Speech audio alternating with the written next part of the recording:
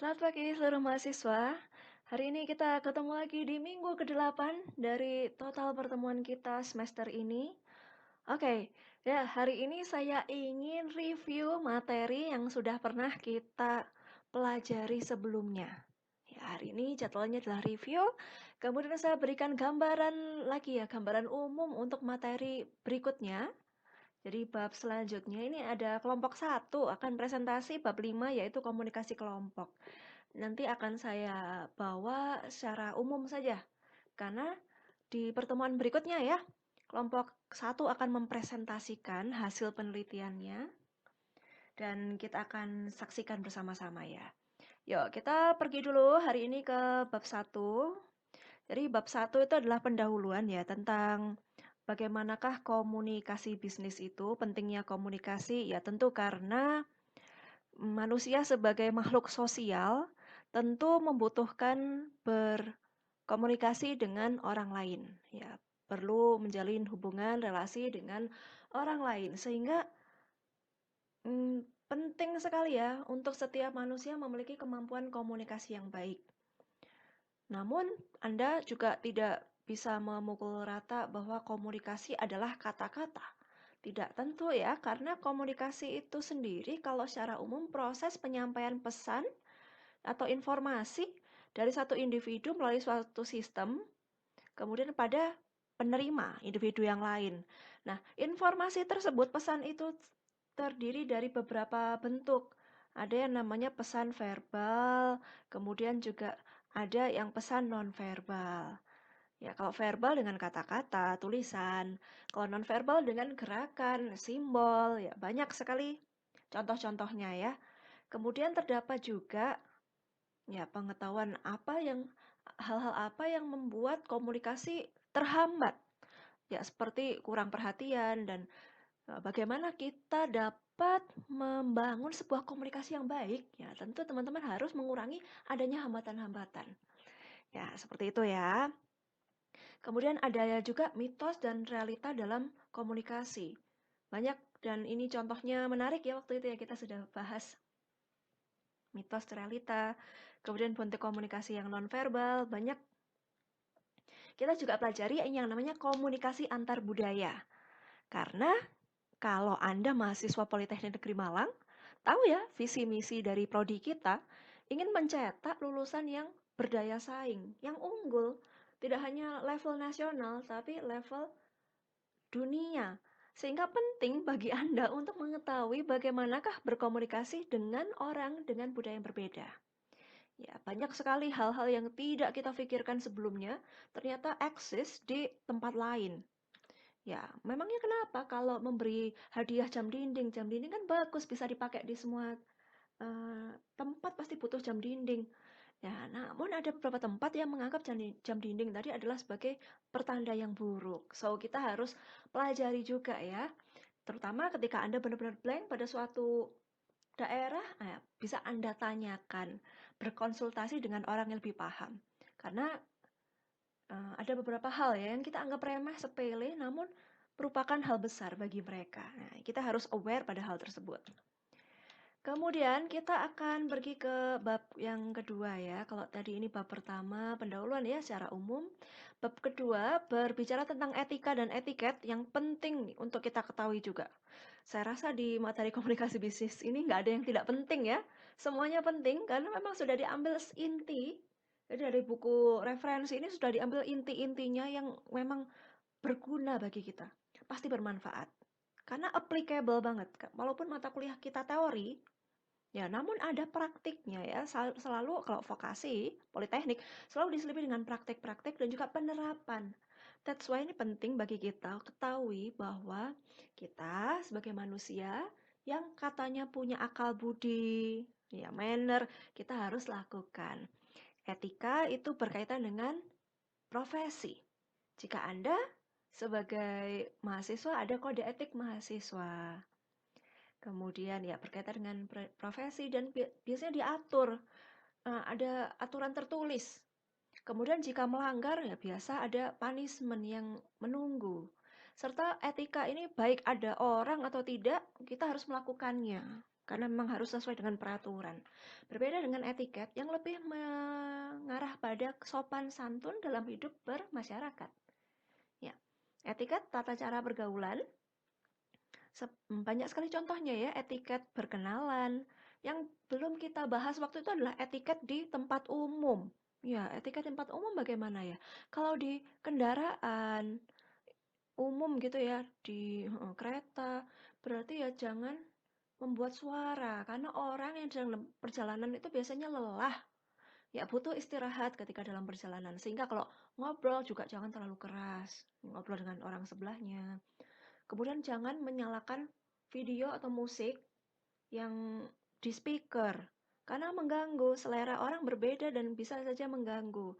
That's why kalau butuh gunakan earphone atau headset serta menelpon juga mengganggu ya. Menelpon itu juga polusi suara sehingga kurangi menelpon di tempat-tempat umum. Karena selain satu supaya menjaga privasi, juga tidak mengganggu orang-orang di sekitar kita. Selanjutnya etika di tempat umum.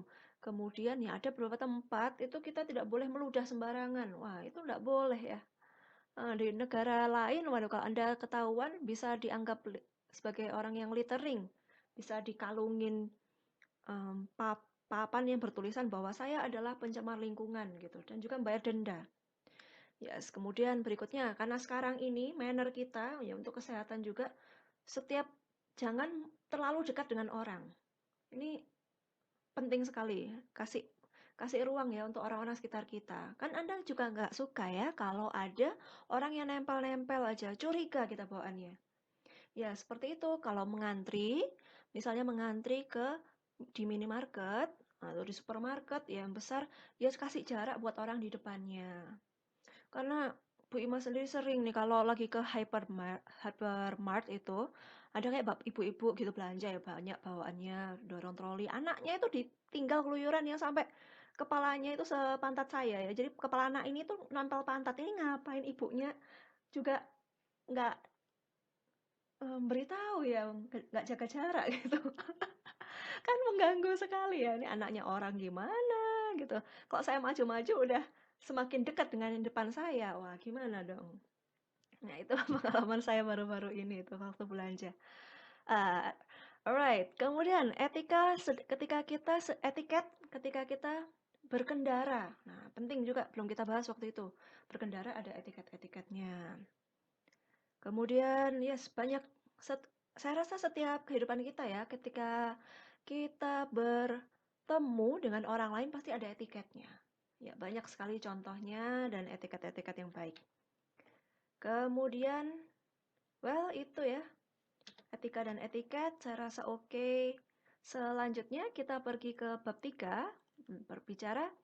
Nah, kalau tadi kita sudah mengetahui secara umum konsep dasar dari yang namanya komunikasi dan komunikasi bisnis, kita mengetahui bagaimana sih etika atau ini aturan ya sebenarnya, ya, aturan yang baik. Nah, kita memulai ke tahap komunikasi yaitu dengan komunikasi intrapersonal, di mana kita mengelola informasi dalam diri sendiri dulu.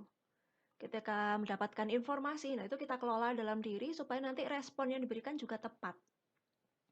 Komunikasi intrapersonal sendiri terdiri dari 4 tahap, yaitu sensasi, kemudian persepsi, kemudian berikutnya adalah memori, dan terakhir adalah berpikir. Nah, sensasi berkaitan dengan indera ya, bagaimana kita menerima informasi yang diterima oleh indera kita.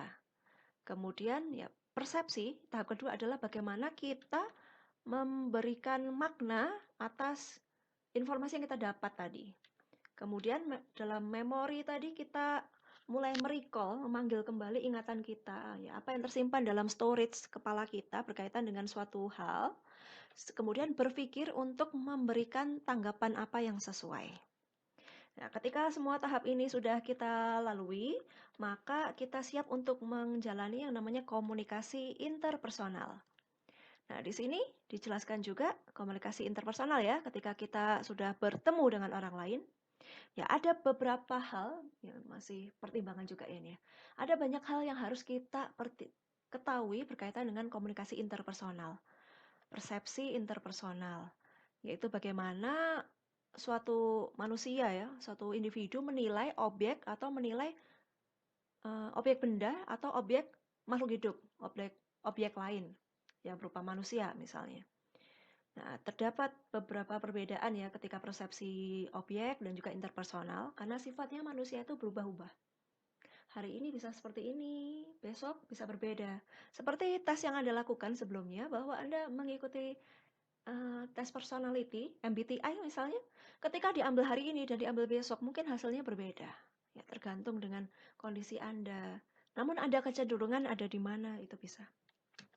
Kemudian ada informasi ya, petunjuk-petunjuk seperti nonverbal yang lalu. Kemudian bagaimana sih proses pembentukan kesan? Bagaimana orang bisa terkesan pada kita, itu ada alasan-alasannya. Ini teman-teman silahkan untuk figurnya saya nggak tampilkan besar ya. Silahkan Anda buka sendiri di foto yang Anda punya, ya di data yang Anda punya. Saya hanya go through materi secara cepat saja. Oke. Proses pembentukan kesan ada yang namanya stereotype, implicit personality theory, atribusi, yang belum tentu betul gitu.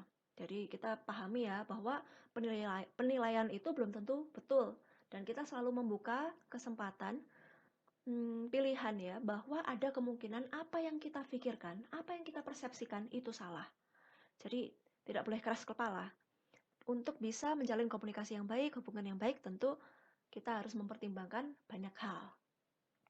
Kita pun juga harus tampil menarik ya teman-teman ya, supaya disenangi oleh orang lain ya. Tentu kita ingin ya kalau disenangi oleh orang lain ya. Bagaimana caranya? Ya kita gunakan yang namanya impression management, yaitu menampilkan diri dengan baik, menggunakan panggung, setting, kemudian appearance, penampilan, dan juga manner, tingkah laku. Namun perlu dicermati bahwa impression management ini juga tidak boleh berlebihan. Karena sifatnya ya apapun itu tidak boleh berlebihan. Kalau berlebihan pasti hasilnya tidak terlalu baik. Ya, kita pun juga harus jujur pada orang lain tentang diri kita. Tidak harus ditutup-tutupi semuanya. Ya, ada hal yang harus kita memang jaga, namun ada juga yang kita ya jujur saja kepada orang lain. Apa itu? Teman-teman baca secara detail ya. Dan saya harap teman-teman adalah orang yang terbuka, percaya diri, dan juga mampu untuk bekerja dengan orang lain. Nah, komunikasi ini kan juga maksudnya bekerja ya, teamwork. Ketika kita mau mendengarkan pendapat orang lain, terbuka atas ide-ide baru, nah, itu juga termasuk suatu teamwork. Ya, ada hal-hal lain yang membuat Anda tertarik pada orang. Dari jawaban yang teman-teman kumpulkan ya, saya merasa bagian ini, saya mau zoom. Ya, teman-teman banyak yang bilang ganjaran. Ya, ganjaran itu yang paling sering. Karena orang tersebut memberikan dukungan, kemudian memberikan sesuatu yang membuat saya senang, sehingga saya akhirnya juga senang pada orang tersebut. Wah, ini teman-teman hati-hati diculik ya. Nanti karena ada orang yang ngajak makan, ayo makan, ayo kita jalan-jalan, kemudian Anda ngikut aja. Harus selektif. Oke, bercanda ya, oke bercanda. Kemudian ada yang bilang lagi adalah familiarity. Nah, witing tresno jalaran sokong glibet. Karena sering bertemu akhirnya senang. Oke.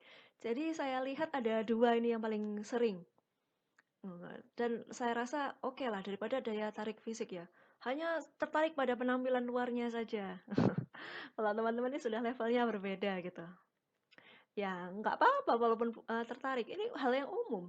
Karena katanya beauty comes first gitu ya. Yang penampilannya itu merupakan daya tarik yang pertama. Ya, tidak harus cantik seperti Putri Indonesia atau Abang None gitu, tidak perlu. Tapi bagaimana yang nyaman dilihat gitu kan teman-teman ya. Ya, saya menangkap apa jawaban Anda. Ketika daya tarik fisik ini misalnya ada yang traits yang kita sukai dari orang lain. Misalnya, oh saya tuh biasanya suka yang agak cabi-cabi gitu, Bu. Oke, itu juga salah satu yang termasuk daya tarik fisik ya. Iya, siapa bilang yang cabi tidak menarik? No, itu menurut saya malah cubitable, ya, pelukable, nah gitu ya. Kemudian ganjaran dan reward yang teman-teman banyak alami, ya banyak akui di sini, kedekatan dan juga kemampuan. Right, oke, thank you. Awas diculik ya pokoknya itu tadi ya, jangan sampai karena Anda suka langsung diikutin terus. Pakai logika juga. Kemudian ada model-model nih teori-teori berkaitan dengan komunikasi, teori permainan, kemudian adanya tahapan dalam hubungan interpersonal, mulai dari pembentukan, kemudian peneguhan, dan seterusnya ya. Kemudian untuk menumbuhkan hubungan interpersonal yang baik, Anda perlu melakukan yang namanya satu percaya. Ya, supaya LDR-nya sukses ya, beri kepercayaan partner Anda yang ada di sana itu. Kepercayaan ya, jangan tiap hari dicek aja. Sama siapa? Di mana? Ngapain? Pulang. Waduh, kalau kayak gitu kayaknya udah cepetan bye-bye itu hubungan ya. Kemudian berikutnya harus suportif dan terbuka. Banyak bercandanya ya teman-teman ya. Oke. Ya, it's fine. Jangan terlalu serius juga ya jadi orang ya. Harus ada balance-nya dengan candaan gitu. Jangan sampai ini ya, sakit hati kalau lagi di kelas saya. Kadang-kadang saya memang suka bercanda. Latihan mental tuh gini guys, bukan dibentak-bentak. Latihan mentalnya tuh dari kegiatan sehari-hari kita ini udah tekanan, udah latihan mental. Kayak bulan-bulan, minggu-minggu ini kan sudah mendekati UTS, udah banyak tugas. Nah, inilah latihan mental yang sesungguhnya. Nanti kalau teman-teman sampai jadi kakak kelas ya, wah awas kalau masih ada yang peloncoan gitu, deso. Ya, karena realita itu lebih menantang daripada perpeloncoan. Perpeloncoan itu hanya ya bukan apa-apa, nggak mendidik menurut saya ya. Yang paling mendidik itu ketika bekerja di proker. Nah, itu udah tantangan yang sebenarnya. Ya kan? Bagaimana kita mengatasi undangan, kemudian pimpinan ya, anggota kita, kalau sudah acara tamu-tamu, sponsor, wah itu kan sudah benar-benar latihan yang sesungguhnya, lebih dekat dengan dunia nyata. So, kalau Anda senior, stop perpeloncoan, langsung aja kasih proker itu anak-anak ya. Awas sampai ada yang melonco, ketemu sama saya ntar. Kemudian di akhir dari bab komunikasi interpersonal ini disebutkan bahwa kita pun harus mengetahui kepribadian kita. Nah, dan juga ada informasi bahwa kepribadian itu berkaitan dengan pekerjaan. Ya, Anda tahu ya, Anda kepribadiannya sekarang seperti apa. Saya sudah meminta Anda untuk tes personality plus yang koleri, sanguin, pragmatis, melankolis. Ya sudah ya. Kemudian saya sudah minta Anda untuk tes MBTI. MBTI akan lebih detail. Kelebihan kekurangan Anda dijelaskan juga di situ. Bagi Anda yang kelebihan, Bu, saya rasa saya tidak punya kelebihan ini. Wait, teman-teman, itu mungkin potensi Anda loh ya. Itu potensi yang bisa Anda kembangkan. Kalau Anda merasa itu bukan termasuk diri Anda. Demikian juga kelemahan. Bu, saya rasa saya tidak punya kelemahan ini. Wait, tunggu dulu. Jangan-jangan kita punya. Namun kita saja belum tidak mengakui itu. Nah, daerah blind atau hidden. Nah, bisa jadi kan? Bisa jadi ada di sini. Nah, di sini. Di bagian blind atau malah hidden atau unknown. Ya, jadi itu tadi kita harus coba cermati ya. Kita coba lihat dalam diri kita. Jangan-jangan ada. Nah, dari traits Anda tadi, traits itu apa sih bahasa Indonesianya ya? TRAITS, saya sering mengatakan itu ya. Ciri khas Anda tadi. Kira-kira karakteristik Anda bagaimana? Sehingga nanti pekerjaan yang tepat apa? Karena tidak dari semua Anda ingin jadi akuntan kan, yang duduk mengurusi angka-angka. Mungkin Anda inginnya ya mengetahui, namun saya nanti ingin jadi pengusaha, Bu. Jadi saya harus punya kemampuan berkaitan dengan akuntansi. Betul, ya itulah betul. Anda ingin jadi pekerja sosial, guru, ya tentu saja Anda harus mendalami suatu bidang. Nah, kita bisa lihat, kita bisa cocokkan bagaimana sih tipe kita, karakteristik kita, sehingga nanti pekerjaan yang kita ambil itu apa. Jangan khawatir, karena di akuntansi sendiri tidak harus jadi admin gitu, enggak ya. Bisa, lapangannya juga cukup luas. Ya, berkaitan dengan perkantoran, kemudian yang tertarik untuk penjualan juga bisa, kemudian usaha apalagi, atau Anda ingin menjadi seniman. Nah, ini kayaknya agak kurang cocok ya. Tapi ya apapun itu, silahkan Anda lakukan sesuai dengan passion masing-masing. Ya, passionnya apa? Namun yang jelas sekarang kita mahasiswa dari akuntansi manajemen wajib untuk mengikuti seluruh mata kuliah karena pasti berguna. Misalnya komputer, aplikasi komputer bisnis.